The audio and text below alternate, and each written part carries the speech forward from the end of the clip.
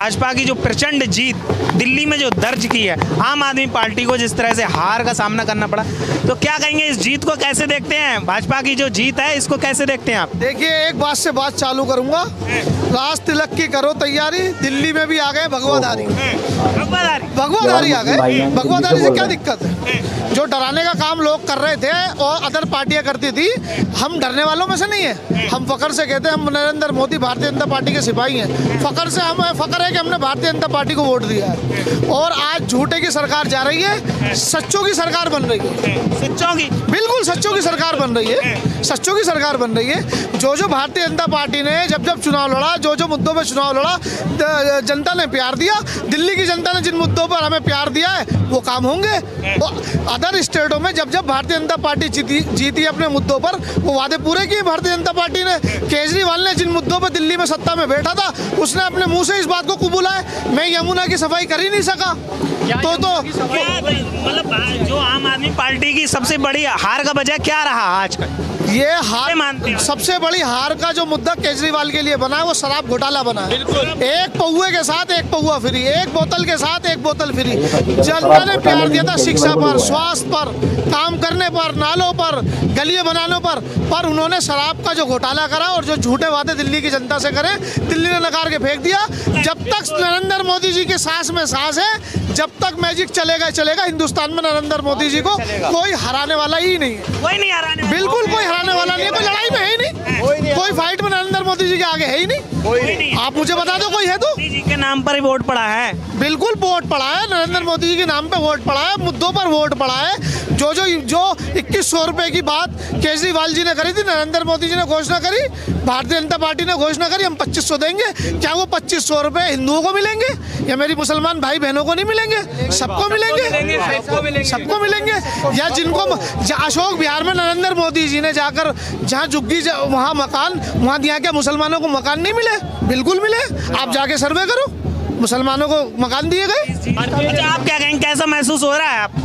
ये ऐसे समझो जैसे हम ईद मनाते हैं, दिवाली मनाते हैं ना, उससे भी बढ़कर के ये खुशी हम 27 साल बाद आ रही।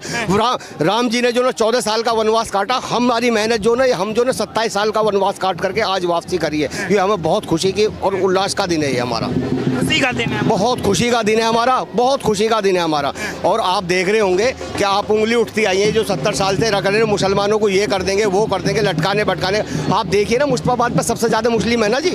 आज देखो ना, मोहन बिरजी 42,000 वोटों से आगे चल रहे, लगभग है कि 50,000 वोटों से जीतेंगे मुसलमान। आप यूपी की बात करते हैं, आप यूपी में चले जाइए, कुंदरी सीट मुरादाबाद वाली, उसे कभी भी बीजेपी जीती ही नहीं। अब की बार मुसलमानों ने खुल कर उठ दिया, उसे बीजेपी जीत करके आई है, वो भी मुसलमानों के ही दम पर जीत कर है। तो ये उसी का नतीजा है, सबका साथ, सबका विकास और सबका विश्वास और सबका प्रयास। ये मोदी जी के झंडे के हमें बड़ा गर्व होता है जो हम इस झंडे के नीचे काम करते हैं। जो नारा दिया है मोदी जी ने, सबका साथ सबका विकास, वो दिल्ली में भी काम आया।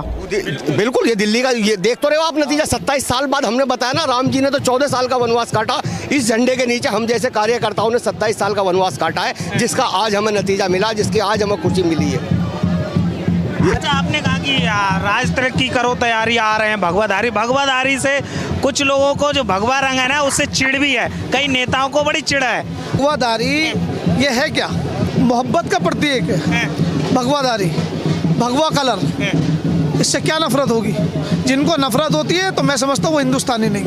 तो हमारे नबी ने तो हमसे कहा, जिस देश में रहो वफादार बन के रहो, जिस सरकार में रहो उस सरकार के साथ वफादार बन के रहो। हम तो अपने नबी की बात मानेंगे, वैसी किस खेत की मूली है बताइए? नहीं मानते हो? बिल्कुल। तो हमारे नबी हमें क्या समझा के गए, वैसी की मानेंगे हम अपने नबी की मानेंगे ना। तो हम भारतीय जनता पार्टी भगवा के साथ है, हमें फक्र है। बहुत बढ़िया। आप बताइए भाई साहब, क्या लग रहा है, कैसा महसूस कर रहे हैं आप? ये अच्छा महसूस कर रहे हैं भाई। क्या नाम हुआ आपका? जी, मेरा नाम महजाब रहमत है, किराड़ी विधानसभा से हूँ। अच्छा, किराड़ी विधानसभा से आए जी। तो क्या कहेंगे इस जीत को लेकर?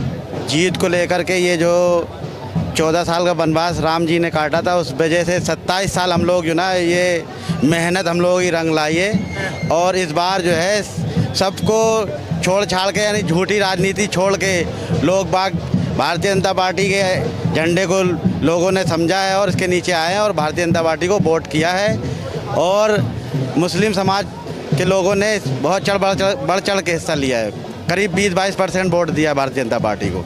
अच्छा, मैं आपसे जानना चाहूँगा, नई दिल्ली से अरविंद केजरीवाल जी हार गए हैं, क्या वजह रही उनकी हार का? वो पार्टी हारी? दिल्ली के दिल में भाजपा का कमल खिल गया है। अरविंद केजरीवाल की झाड़ू मिट्टी में मिल गई।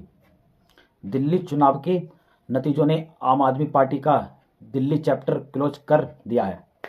27 साल बाद दिल्ली में भाजपा की वापसी हुई है। 27 साल बाद दिल्ली में भाजपा की वापसी हुई है और दिल्ली में आपकी करारी हार का अंदाजा इस बात से भी लगाया जाता है कि अरविंद केजरीवाल खुद अपनी सीट भी नहीं बचा पाए। उनकी तो छोड़िए, आम आदमी पार्टी के टॉप ऑर्डर पूरी तरह से फेल हो गई है।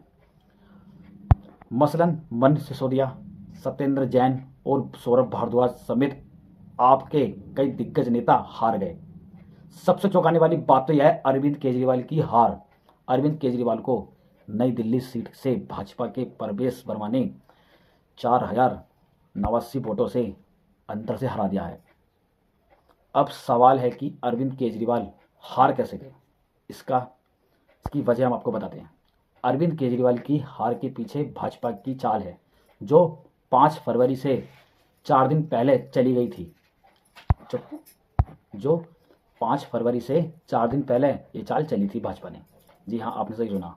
हम बात कर रहे हैं बजट सत्र की। बजट सत्र वाले दिन की बात है। 1 फरवरी को जब बजट पेश हुआ तो मोदी सरकार ने अपने तर्कस में एक ऐसी तीर चलाई जो सीधे जाकर निशाने पर लगी। जी हाँ, वह तीर था इनकम टैक्स में छूट। वित्त मंत्री निर्मला सीतारमण ने उस दिन ऐलान किया था कि 12 लाख की कमाई पर अब कोई इनकम टैक्स नहीं लगेगा। बस इसी ऐलान ने अरविंद केजरीवाल के हार की पटकथा लिख दी। अब इसे समझने के लिए नई दिल्ली विधानसभा सीट के वोटरों के बारे में जानना होगा। दरअसल नई दिल्ली विधानसभा सीट पर कुल वोटरों की संख्या करीब 1 लाख है। इन 1 लाख में करीब 30 से 35 लाख वोटर सरकारी कर्मचारी हैं।